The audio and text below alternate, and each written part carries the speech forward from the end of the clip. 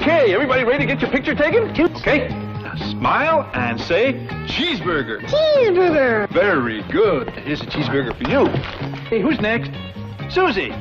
All set? Okay. Smile and say Cheeseburger. सोचो, तुम एक सिस्टम इन्वेंट करो, दुनिया उस सिस्टम पर चलने लगे और जब कंपनी $1 बिलियन बन जाए, तुम्हारा नाम और निशान ही हटा दिया जाए। मिलिए रे क्रॉक से। दुनिया समझती है कि मैकडॉनल्ड्स का फाउंडर यही था, लेकिन हकीकत कुछ और ही है। यह कहानी है आइडिया बनाम एम्बिशन की और एक ऐसी डील की जिसमें फाउंडर्स अपनी ही कंपनी से हाथ धो बैठे। बात है साल 1940 की, जब दो भाई एक साधारण सपना लेकर सैन बर्नार्डिनो पहुंचे। मिडिल क्लास सोच, हॉलीवुड के सपने लेकर आए थे, पर सफलता नहीं मिली। फिर उन्होंने एक छोटा ड्राइव इन रेस्टोरेंट खोला। सब ठीक ठाक चल रहा था, लेकिन 1948 में उन्होंने अपनी पूरी रणनीति बदल दी। वेट्रेस हटा दी गई, सिर्फ 9 आइटम का मेन्यू रखा गया, burger, fries, shake. Assembly line kitchen, 30 second service. उन्होंने इस रणनीति को नाम दिया स्पीडी सर्विस सिस्टम।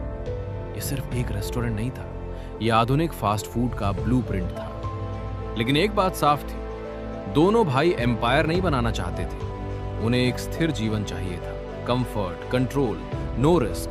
और बिजनेस में कभी कभी यही सबसे बड़ा रिस्क बन जाता है, जो आगे चलकर उनकी सबसे बड़ी गलती साबित हुआ। अब कहानी में मोड़ आता है। शुरुआत में जिस रे क्रॉक का जिक्र हुआ था वही। वो 52 साल का सेल्समैन था और इस उम्र में भी संघर्ष कर रहा था। वो रेस्टोरेंट्स को मिल्क शेक मशीन बेचता था। एक दिन उसने देखा कि एक रेस्टोरेंट एक साथ 8 मिल्क शेक मिक्सर इस्तेमाल कर रहा है। वो खुद देखने गया, भीड़, रफ्तार, एफिशिएंसी।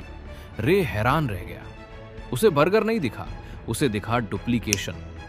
उसने उन दोनों भाइयों से कहा, यह हर शहर में हो सकता है। भाई हिचकिचा रहे थे, उन्हें धीमी ग्रोथ पसंद थी, रे को स्पीड चाहिए थी। यहीं से टकराव शुरू हुआ। रे यहीं नहीं रुका, उसने कुछ ही समय में फ्रेंचाइज राइट्स ले लिए। लेकिन समस्या आई, फ्रेंचाइजी क्वालिटी फॉलो नहीं कर पा रहे थे। दोनों भाई सख्त थे, रे अधीर था। फिर रे को समझ आया, बर्गर बिजनेस में पैसा सीमित है, रियल एस्टेट में अनलिमिटेड। उसने एक कंपनी बनाई जो जमीन खरीदती थी, फ्रेंचाइजी को वही जमीन किराए पर देती थी। अब पूरा कंट्रोल रे के पास था।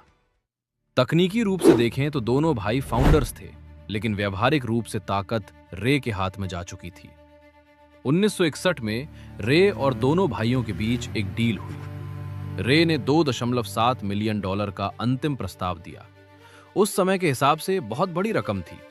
दोनों भाई अपने 50s में थे। उन्हें लगा सुरक्षित एग्जिट सही रहेगा। डील साइन हो गई, लेकिन एक बात सिर्फ मौखिक थी, 0.5% लाइफ टाइम रॉयल्टी। यह कॉन्ट्रैक्ट में नहीं लिखा गया, क्योंकि यह एक हैंडशेक डील थी और उन्हें वो रॉयल्टी कभी नहीं मिली। सबसे दर्दनाक बात यह थी कि उन्होंने अपने ही नाम का इस्तेमाल करने का अधिकार भी खो दिया। सोचो, तुम सिस्टम बनाओ और एक दिन तुम्हें अपने ही नाम का बोर्ड उतारना पड़े। 1960 के अंत तक मैकडॉनल्ड्स तेजी से फैल चुका था, एक्सपेंशन लगातार बढ़ रहा था, लेकिन फाउंडर्स यानी दोनों भाई किनारे हो चुके थे। वे बिलियनियर नहीं बने, वे ग्लोबल आइकन नहीं बने। उनका नाम धीरे धीरे इतिहास से मिटता गया। उधर रे क्रॉक ने मैकडॉनल्ड्स का एम्पायर खड़ा कर दिया, ग्लोबल जायंट बन गया, 100 से ज्यादा देशों में फैल गया, बिलियंस डॉलर का रेवेन्यू। बिजनेस स्कूल्स रे क्रॉक को हाईलाइट करते हैं क्योंकि उसने स्केल किया। भाइयों ने सिस्टम बनाया, रे ने एम्बिशन लगाया। और बिजनेस की दुनिया में अक्सर एम्बिशन जीत जाती है। यह कहानी विलन और हीरो की नहीं है। रे ने कुछ भी अवैध नहीं किया। दोनों भाई नादान थे, लेकिन मूर्ख नहीं। फर्क बस इतना था, एक सुरक्षित रहना चाहता था, दूसरा जोखिम लेने को तैयार था। और मार्केट इनाम देता है रिस्क को। आज तुम आइडिया लेकर बैठ जाते हो, परफेक्ट टाइम का इंतजार करूंगा, थोड़ा सेफ खेलता हूं। याद रखना, अगर तुम स्केल नहीं करोगे, कोई रे क्रॉक आएगा और वो करेगा। अब एक सवाल आपके लिए, कमेंट सेक्शन में बताओ, भारत में मैकडॉनल्ड्स का सबसे पहला आउटलेट कहां खुला था? वैसे अगर तुम सोच रहे हो कि मैकडॉनल्ड्स के असली फाउंडर्स कौन थे, वो दो भाई थे, रिचर्ड मैकडॉनल्ड और मॉरिस मैकडॉनल्ड, जिन्होंने मैकडॉनल्ड्स की नींव रखी थी।